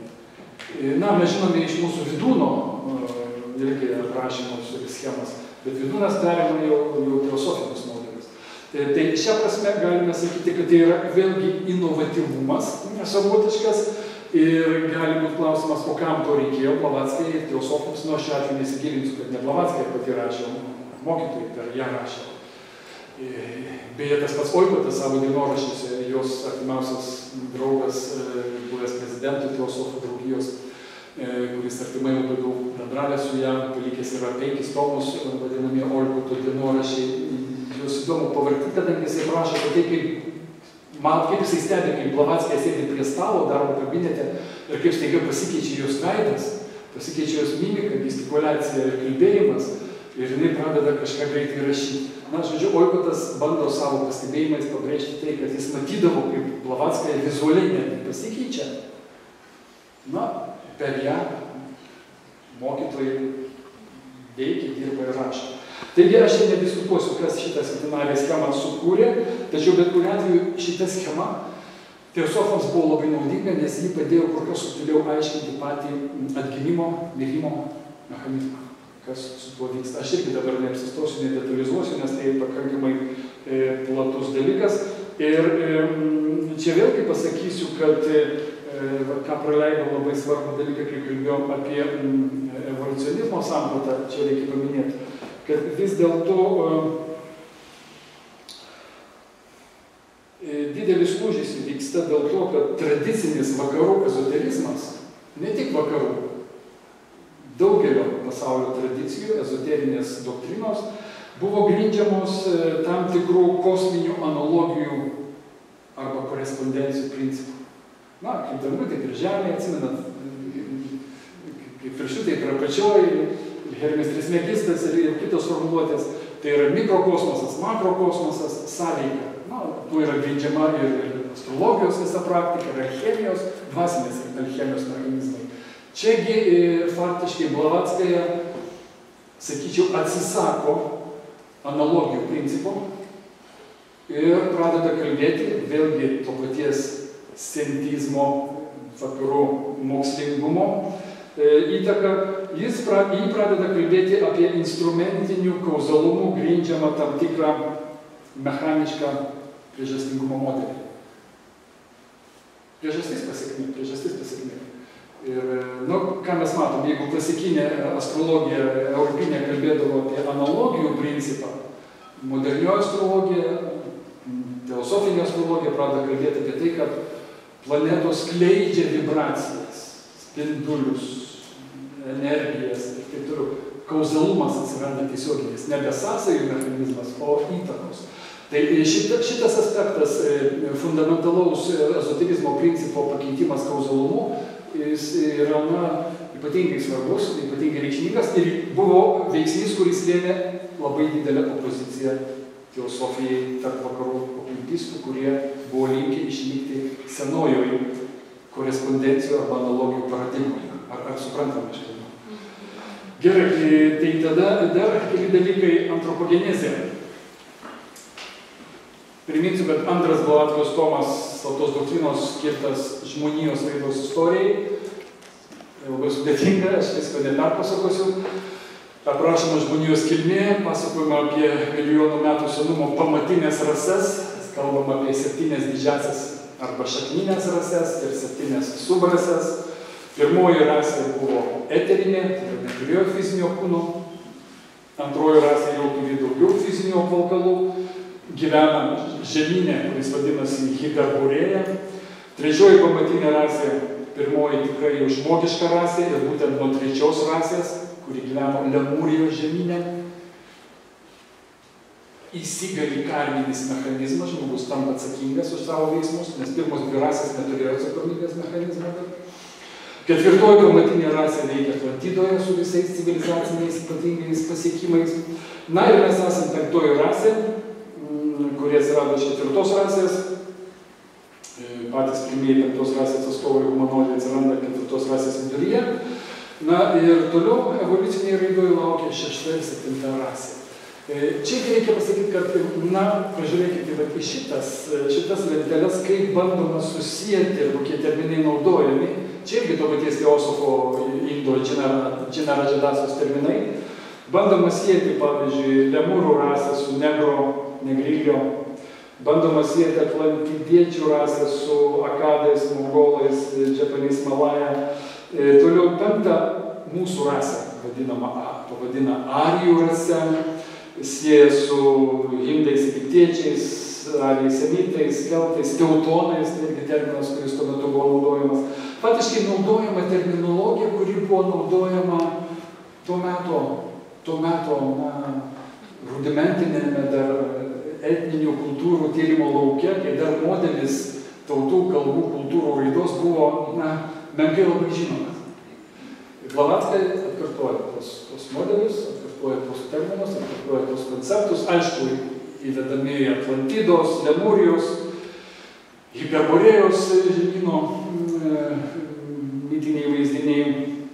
Na ir kalbam apie tai, kad kiekvienas perėjimas iš vienos rasės į kitą susijęs su tam tikrais kataklizmais, kad tvanas iš esmės yra ne kas kita, kuo užsibaigė ketvirtoji rasė. Tas Biblijoje visų ir Mesopotamijos kultūra aprašytas didysis tvanas, reikėtų priešingai sakyti, kad Mesopotamijos civilizacijose aprašytas didysis tvanas, kuris vėliau plagijuojamas Biblijoje, yra vis dėlto, pasak teosofų, siejamas su tam ketvirtos rasės žlugimu. Taigi ir mūsų rasė penktoji, pereidama į šeštą rasę, irgi išgyvens neišvengiamai tam tikrą dalinį kataklizmą, ką beje toliau perėmusios plėtoja įvairios postneoteosofinės draugijos ir organizacijos. Tai aš čia nebeapsistosiu. Dar vienas dalykas, kalbant apie kosmologiją, labai svarbus, kurį paminėsiu, tai ne tiek apie kosmologiją, kiek irgi apie tam tikrą kosminę tipologiją. Blavatskai daug kalba apie spindulius. Jie apeliuoja tai, kad Indijoje naudojamas terminas saptaryšiai, 7 spinduliai. 7 sefirotai, žinomi yra kabalos struktūroje, sefirotų medyje, 7 čakros, egiptiečiai kalba apie 7 Ozirijos spindulius ir taip toliau, taip toliau.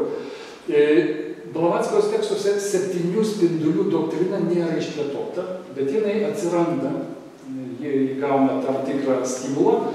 Na ir čia pavyzdys yra jau nebe Blavatskojos, o kitos teosofės Alisos Bailey. Pavyzdys, kaip jie aprašo čia angliškai. 7 spindulius, su kokiom spalvom sieja, su kokiais mokytojais, matot, pusėje mokytojais, Mahatmom, ar kaip išminties mokytojais, su astrologiniais ženklais, planetom ir taip toliau sieja. Tai vienas tokių labiau struktūruotų, tai yra būtent Alisos Bailey variantas, bet jų yra daugiau. Po Blavatskojos ir Anna Besant apie tai kalba, ir Čarlzas Lindbeteris kalba apie 7 spindulius. Tai yra būdas tipologizuoti žmonės, sakyti, kad vienas ar kitas žmogus, jo gyvenimas, jo misija, jo raiška, jo sklaida reiškiasi per vieną ar kitą spindulį. Taigi spindulė tai nėra tiesiog vien kažkokie šviesos nukreiptumai, bet tai yra tam tikros egzistencinės dominantės, galima pasakyti, veikimo būdai. Nu, pavyzdžiui, 7 spindulys susijęs, matote, su organizacinė ceremoninė magija. Už jį atsakingas grafas Saint-Germainas, kuris yra tas pats buvęs mokytojas Rakočiai, mokytojas Sarapis, Ilarijonas, mokytojas Jėzus. Vėlgi mes matome tai, ką daro beveik visi neoteosofiniai sąjūdžiai, tai Kristaus ir Jėzaus atskirimas. Jėzus tai yra istorinis asmuo, kuris gyveno prieš 2000 metų, o Kristus tai yra arba dvasinė, tam tikra aukštesnio lygio civilizacinė prasme būtybė, kartais laikoma ir teosofų ir aukščiausių mūsų planetos mokytojų. Kitigi sako, iš ezoterinių perspektyvų interpretuodami, kad Anna Besant, pavyzdžiui, sako, kad Kristus yra mūsų tikroji dieviškoji savastis. Tai yra, aš yra mūsų žmogiškasis Jėzus, o didysis aš yra Kristus. Tai vėliau tokie dalykai, tokios schemos yra plėtojamos, pavyzdžiui, Elizabeth Prophet irgi turi daugelis kitų teosofinių sąjūdžių, bet ką noriu pasakyti, kad irgi tai atsiranda, tai kyla iš Blavatskojos darbų ir iš teosofijos. Na ir vėlgi, kaip daugelis mano minėtų idėjų, teosofinių idėjų ir ypač rytietiškų idėjų priėmimas ir skleidimas vakaruose sukėlė dvejopą reakciją. Ir viena reakcija buvo opozicija. Opozicija, kadangi atsiranda įvairūs Europoje nauji ezoteriniai sąjūdžiai, kurie priešinasi vakarų ezoterizmo rytietizavimą, orientalizavimą. Paminėtina tokia kaip Anos Kingsford hermetinė draugija, paminėtina yra Luxoro hermetinė brolyje, aišku, ypatingas yra Auksinės aušros ordinas ir kiti. Na ir be abejo, puikiai žinomas Rudolfas Steineris, kuris pasitraukė nuo filosofijos, kurdamas antroposofinį sąjūdį. Ir visų šitų sąjūdžių yra žymiai daugiau. Esminė idėja yra ta, kad grįžtama prie Kristaus, kristocentrinės kosmologijos, Kristus statomas į centrą, kalbama apie gyvą vis dar vakarų ezoterinę tradiciją, apie vakarų adeptus, apie vakarų brolyją, kuri dažnai tapatinama su dalis gyvais rozenkreiceriais Europos kultūroje veikiančiais slaptai. Jiems nepriimtinos įvairios doktrinos, tokios kaip karmos, kaip mano minėta kauzalumo doktrina, kuri tapo tokia reikšminga doktrinoje Blavatskyjos ir daugelis kitų idėjų. Taigi, vėlgi, tai nereiškia, kad visas vakarų ezoterizmas, visi ezoteriniai sąjūdžiai yra patekę į teosofijos įtaką, jokių būdų atsiranda priešinga atsistumimo reakcija. Tačiau yra ir postteosofiniai arba neoteosofiniai sąjūdžiai, aš čia tik kelis paminėjau, kurie kaip tik plėtoja, tai pavyzdžiui, ta pati mano minėta Lisa Bailey, kuri buvo teosofija, paskui savo įkūrė, tas pats AM, vadinamas Aš esu sąjūdis, Dievo Balardo, aišku, Jelenos Rerich, Agni Joga, kuri irgi pretenduoja į tos pačius šaltinius, tos pačius autorius, Elizabeth Clara Propet su vadinama visuotinė triumfuojančia bažnyčia ir dar daugybė yra kitų be galo daug. Mažiau žinomų įtakingų sąjūdžių, paminėsiu dar vieną kaip pavyzdį. Blavatskas toj doktrinoje parašė 2 tomus. Vienas skirta kosmogenezei, kosmoso raidai, antrą antropogenezei. Na ir sąjūdis, kuris dar dabar gyvas, Jungtinėse Amerikos valstijose, Francijos Ladijų įkurtas kartu su Williamu Daveriu 1898 metais įkūrė Temple of the People, žmonių šventykla, galima taip versti Kalifornijoje. Ji teigia, kad mokytojas Ilarijonas, matote, va čia jo atvaizdas pateikiamas šitoje mokykloje, jis toliau tęsė tai, ko nespėjo mokytojai padaryti per Blavatskają. Ir štai vienas iš fundamentalių šito sąjūdžio tekstų, tai yra teogenezė. Na, jie teigia, kad tai 3 tomas, kurio Blavatskaja nespėjo pabaigti. Iš tiesų, Blavatskaja buvo pradėjusi rengti 3 tomą, bet ji mirė. Ir vėliau tai, ką padarė, surinko rankraščius Teosofų draugijos naujoji pirmininkė Ana Bezat ir išleido 3 tomą. Bet tas 3 tomas iš esmės jau yra daugiau pačios Anos Bezat tomas ir paprastai jisai nesiejamas tiesiogiai su slaptos doktrinos visumą. Tai aš noriu tiesiog pailiustruoti, kokie procesai toliau vyksta Blavatskijos ir teosofijos įtakoje, kokį stimulą gavo. Na, o kalbant apie, kas patyrė teosofijos įtaką apskritai, Indijoje ir vakaruose, tai pirmiausiai Lietuvoje, be abejo Vidūnas, mūsų teosofas numeris 1, kuris labai glaudžiai teosofinės idėjas sieja su tautiniu įsivadavimu, tautiško sąmonėjimo konceptais. Čiurlionis, Čiurlionio gal nevadinčiau teosofų grynuoju, bet jis lankėsi, kai mokėsi Karbauskiai šitoj Varšuvoje, lankė teosofinį ratelį, bendravo, domėjosi ir tikrai teosofų darbu. Čiurlionio tapyboje galime išvelgti tikrai įvairių elementų, pradedant nuo astrologinės simbolikos, baigiant tam tikrom meninėm išraiškos formom. Na ir prieš čia žinote, pavaizduotas tai yra Liudas Truikys, scenografas, dailininkas garsus, kuriuo šiandien jubiliejus minimas. Jis irgi buvo didelė teosofų įtakoje, ne tik prieškario metais, bet ir visą pokarį, sovietmečių, kartu su savo žmona, irgi plėtojo ne tik teosofinės, bet ir Agni Jogos idėjas. Tai, na, Lietuvoje be abejo Rericho draugija čia turėtų paminėta, kuri plėtoja toliau, palaiko ne tik Agni Jogą, bet ir Blavatskijos paveldą. Na, aš nekomentuosiu visų tų autorių, galima sutikti, galima nesutikti, kas buvo teosofai, kas patyrė įtaką. Nu, pavyzdžiui, toks pats Svamis Vivian Kamanda. Jis paminėtinas dėl to, kad jis patyrė ypatingą įtaką modernizuodamas hinduizmą, teosofų įtaką. Bet jis labai nemėgo teosofų. Visose jo darbuose jis labai piktinasi teosofais, kad jie neteisingai reprezentuoja Indiją, bet visą tai, ką jis kalba, visi jo konceptai, visas jo bandymas scientifikuoti hinduizmą, įvilkimas į mokslinę kalbą, viską daro tą patį, ką darė Blavatsky. Jis perima tiesiog copy-paste būdu, bet piktinasi, kad Blavatsky tai darė. Tai man visą laiką kelia juoką, kai aš išgirstu argumentą, kad Vivekananda buvo prieš teosofiją. Nu, tu gali būti teosofu ir sakyti, kad aš esu prieš.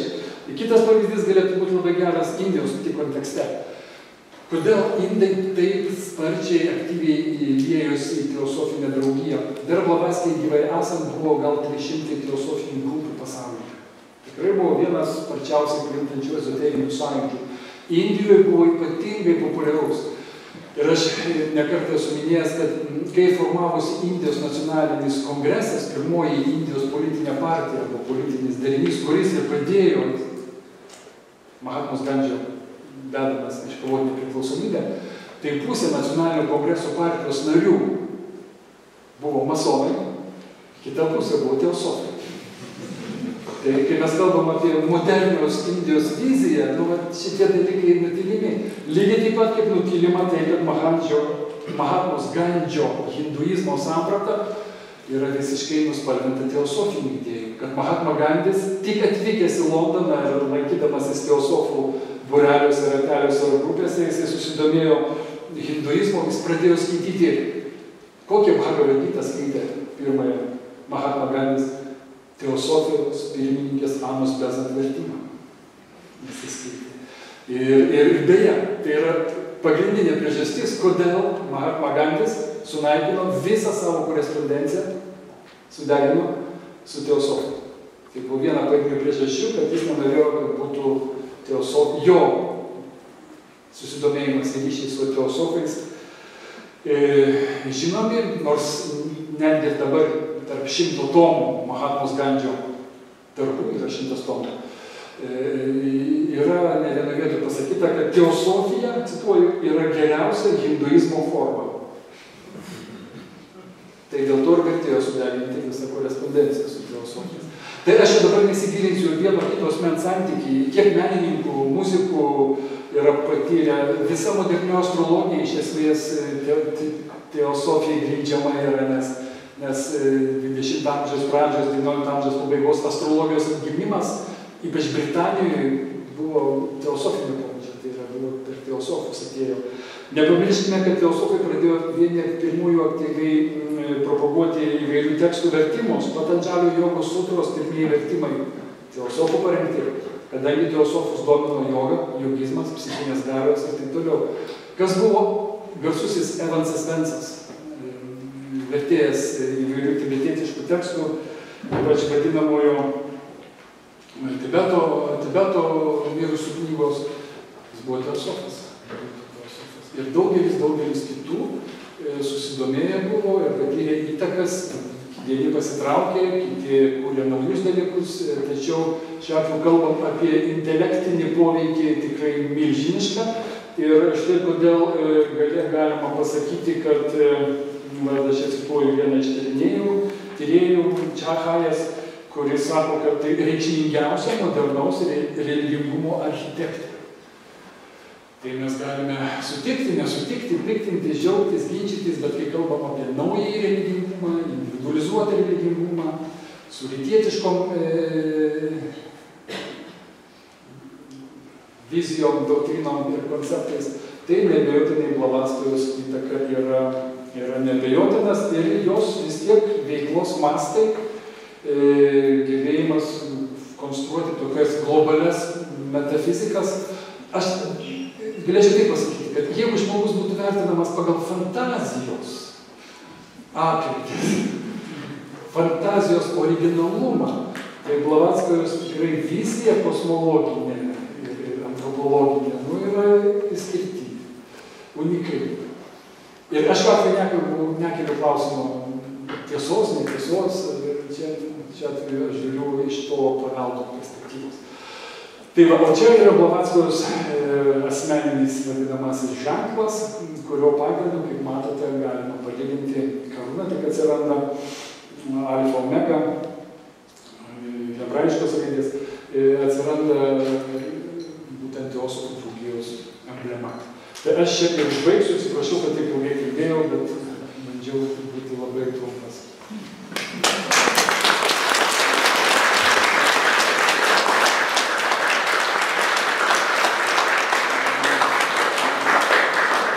Nežinau, kadangi jokio moderatorius nėra, manęs nieks nekontroliuoja, tai aš galiu pasiūlyti užduoti, jeigu turite klausimų kokių. Sakykite, eterinė rasė perėjimai bešykinė, kaip jinai priežastis buvo? O žinokit, aš dabar bijau jums tokias detalės pasakyti. Bet be abejo, principinis mechanizmas yra evoliucinis. O detalių... Beje, kaip pavyzdys, aš galėčiau, čia kitas, bet susijęs kažkiek, kai jį kaltina Darviną vienpusiškumu, to tokio biologinio evoliucionizmo, nevienareikšmiškai sako, kad ne žmogus kilo iš beždžionės, bet beždžionė yra žmogaus nuopuolio ankstesnėse rasėse santykiavimo su kitom būtybėm rezultatas. Bet nėra tokios kalbos, kad dabar vėl įdėlės. Ne, apie šitą negaliu pasakyti. Beje, dabar aš turiu tokią iliustraciją. Yra lietuviškas vertimas slaptosios doktrinos. Na,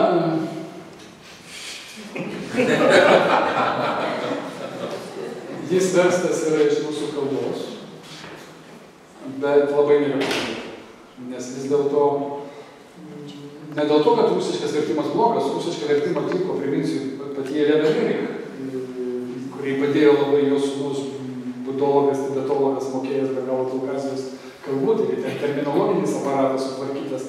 Šitam vertimė yra chaosas, sąvokų terminų. Ne dėl to, kad reikia suprasti visas metafizinės schemas, kosmologinius modelius, bet dėl to, kad reikia vis dėlto žinoti, turėti pagrindus sanskrito, graikų, hebrajų, lotynų ir dar 14 kalbų. Norint tokį veikalą bandyti versti. Atsiprašau, pertraukiu klausimą, kažkas turi. Koks jos santykis buvo su kūrėju, absoliutu su Dievu, prasme, jinai kažkaip minėjo ir plus ar įtaką pripažino kažkokią tai... Nu taip, jinai kalba apie šitą parabrahmaną, apie tą bynės, aš jau minėjau tą terminą, bet tai labiau prilygsta apofatinės teologijos absoliuto apibūdinimui, tai yra tam tikras dieviškas lygmuo, kuris nėra niekaip nusakomas. Na, jis panašiai gali būti apibūdinamas, kaip mes turime Upanišaduose Nirguna Brahmanas, tai yra Brahmanas be savybių, be požymių, nusakomas vien tik tai netai, tu negali nusakyti, naudodamas tam tikrus terminus, kurie kažką reiškia. Taigi, pirmiausia, tai yra impersonalistinis. Tai aš manau, kad turint omeny jos įtaką, kurią padarė Šankaras ir Vaita, o Šankaras ir Vaita labai aiškiai postuluoja dviejus dieviškumo lygmenis. Tai yra tas impersonalus nirguna, be požymių, absoliutas, ir saguna, tai yra absoliutas su požymiais, tai Dievas, sanskrito terminologija šnekant, arba išvara, ir yra Dievas su požymiais. Tai šią prasme, sprendžiant iš visko, jinai nebuvo,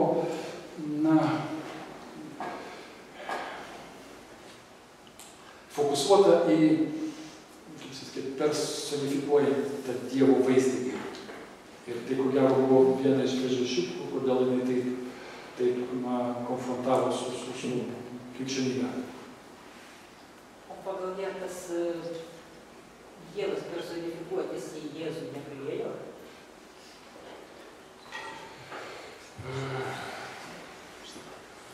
Kaip? Jinai pripažįsta, jinai žino, jinai mini avatarų indišką doktriną. Tai yra Dievo įsikūnimo koncepcija. Jinai daug apie ją kalba, daug cituoja, nes jinai daug remiasi Vilisono, pavyzdžiui, Višnu Puranos vertimais. Tuo metu buvo pasirodęs garsus indiškos tokios mitinės istoriografijos tekstas Višnų Purana, kuriame kalbama yra apie visas Višnaus inkarnacijas, jinai žino, jinai mini. Ir jinai potencialiai neapriboja inkarnacijų galimybės. Tai šia prasme, kad Kristus galėtų būti įsikūnęs, taip, vienareikšmiškai. Kristus įsikūnęs yra Jėzuje. Tai yra panteosofinė nuostata. Tai yra daugelis teosofinės kilmės sąjūdžių, mano minėtų, apie tai kalba. Va, pavyzdžiui, šitie sąjūdžiai apie tai kalba. Vienaip ar kitaip, su įvairiais variantais. Alisa Bailey parašo dar daugiau, 18 tomų, ir jos, pavyzdžiui, traktatas apie 7 spindulius bando sieti ir kalbėti, kaip skirtingos žmogus dimensijos susijusios su skirtingais spinduliais, ir kur yra individualusis Kristus. Na, individualusis Kristus ne mano, o manyje, kaip mano aukštesnė esatis. Tai šią prasme jinai žiūri daugiau iš tokios imanentinės, vidinės, ezoterinės perspektyvos, ne iš istorinės, o iš vidinės. Bet Kristus su to absoliutu, tai Dievu tai tapatina? Ne, jokių būdų. Yra kaip iš Kristus forma. Taip. Pasakykite 7 spinduliai, kaip Dievas nustatė, kad jie 7? Tai aš jau minėjau, Blavatskaja, slaptųjų doktrinoje ir beje, ir Izidė, jinai nekartą minė ir sapta, jinai bando paaiškinti, kad įvairiuose religinėse tradicijose, aš minėjau, 7 išminčiai indiškai, 7 sefirotai, tai jinai daug kur suranda skaičių 7 ir nebūnai, kad tai spinduliai, jinai tai sieja su vadinamas 7 spindulių, darančių žmonijos raidai įtaką schema. Bet jinai pati jos, va tokių pavydalų,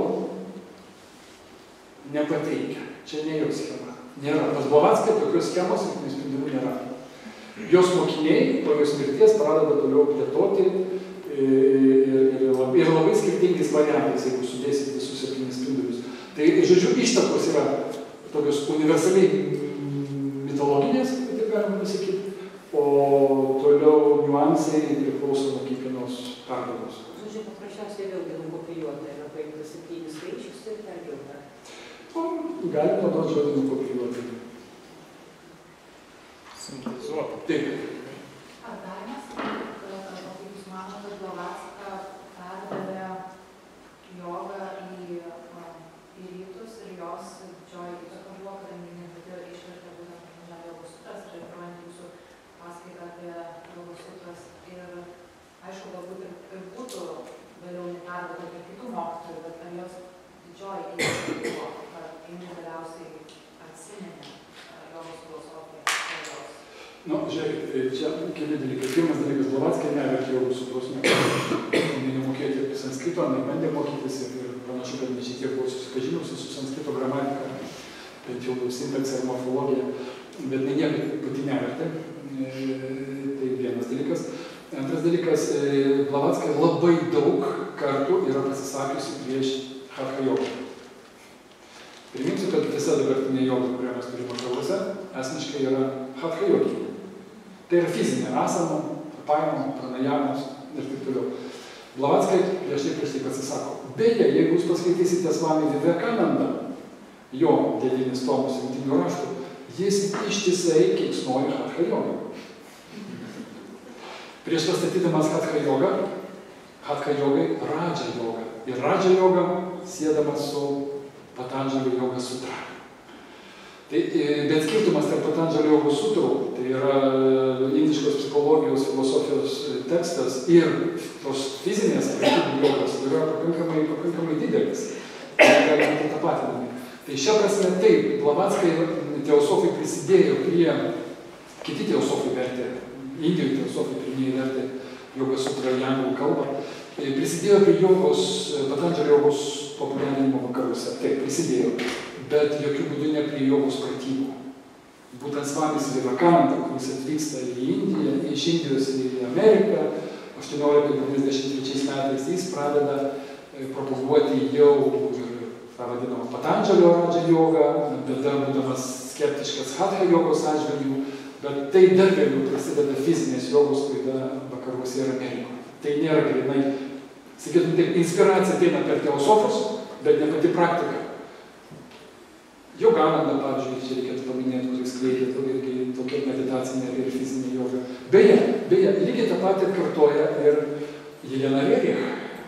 Jelenos Rerich Agni jogoje yra nuolat supriešinama žemesnioji hatha joga su aukštesnėje radža joga.